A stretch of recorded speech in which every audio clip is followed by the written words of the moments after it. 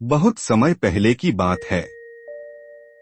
एक घना जंगल था जहां शाम होते ही अजीब सी सरसराहट गूंजती थी।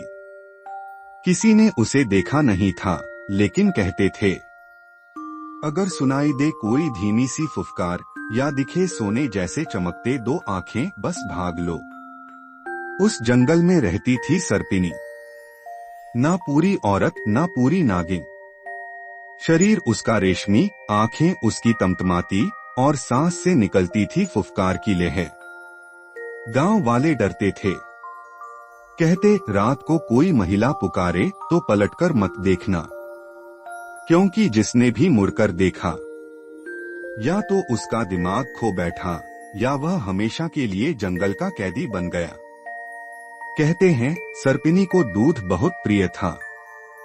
अगर कोई भटका हुआ मुसाफिर रास्ते में दूध गिरा दे तो सर्पिनी उसे छोड़ देती थी।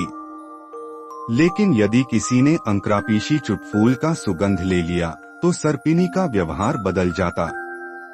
कभी इतनी निर्बल हो जाती कि फर्श पर लौटने लगे, तो कभी इतनी क्रोधित कि पूरा जंगल कांप उठे। एक बार गांव के वीर जवानों ने हिम्मत जुटाई। वे बोले, हम सर्पिनी का राज जानेंगे।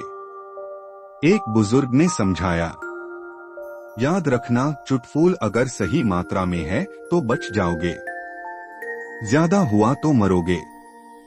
3 युवक निकले। पहला लौट ही न पाया।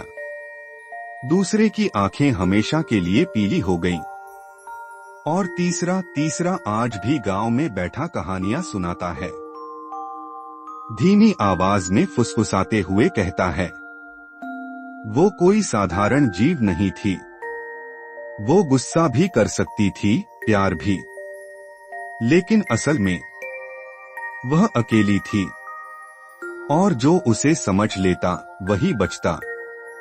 अब भी जब हवा में सरसराहट उठती है, बूढ़े लोग बच्चों को डांटते हैं, घर लौट आओ नहीं तो सर्पिनी आ जाएगी।